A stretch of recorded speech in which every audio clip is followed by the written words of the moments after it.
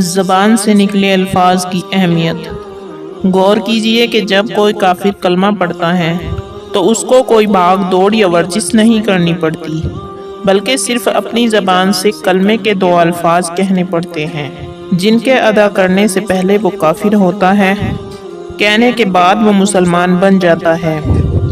پہلے اللہ کا دشمن تھا، اب اللہ کے دوستوں میں شامل ہو جاتا ہے۔ پہلے شیطان کا بندہ تھا، اب رحمان کا بندہ بن جاتا ہے۔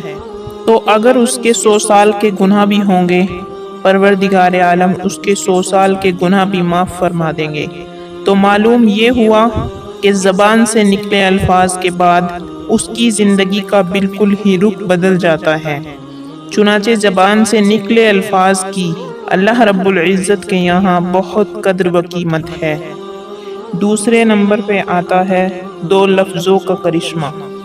جب کسی مرد یا عورت کا نکاح ہوتا ہے، اس کے نکاح کے وقت جب مرد قبول کرتا ہے تو اس وقت اس کو اپنی زبان سے فقط اتنے ہی الفاظ کہنے پڑتے ہیں کہ میں نے اس لڑکی کو اپنے نکاح میں قبول کیا، یا اتنا کہہ دے کہ میں نے اسے قبول کیا۔ اتنے چند لفظ کہنے پر وہ لڑکی جو اس کے لیے غیر محروم تھی، جس کی طرف دیکھنا اس کے لیے کبیرہ گناہ تھا، جس سے بات چیت کرنا اس کے لیے حرام تھا، وہ لڑکی اتنے الفاظ کہنے کے بعد اس کے لیے محروم ہی نہیں بنتی بلکہ شریک حیات بھی بن جاتی ہے۔ اب یہ اس کے ساتھ پوری زندگی گزارتا ہے۔ تو سوچئے کہ نکاح کے وقت فقط چند الفاظ کے بولنے پر 2 انسانوں میں کتنی جدائیاں تھی۔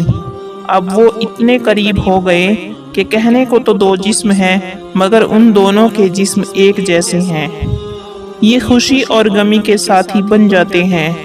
تو اللہ رب العزت کے یہاں زبان سے نکلے ہوئے الفاظ اتنی اہمیت رکھتے ہیں کہ جس طرح چند الفاظ نے اس لڑکی اور لڑکے کے درمیان کے فاصلوں کو سمیٹ کر رکھ دیا، اسی طرح اگر کوئی مرد کسی وقت اپنی بیوی کو طلاق کے الفاظ کہہ دیتا ہے تو 2 الفاظ کے زبان سے نکلنے پر وہ عورت جو اس کی شریک حیات تھی، اس کے بچوں کی ماں تھی، اس کے دکھ درد کی ساتھی تھی، اب اس کے لیے اجنبی بن گئی، وہ پھر اس کے لیے نامحروم بن گئی۔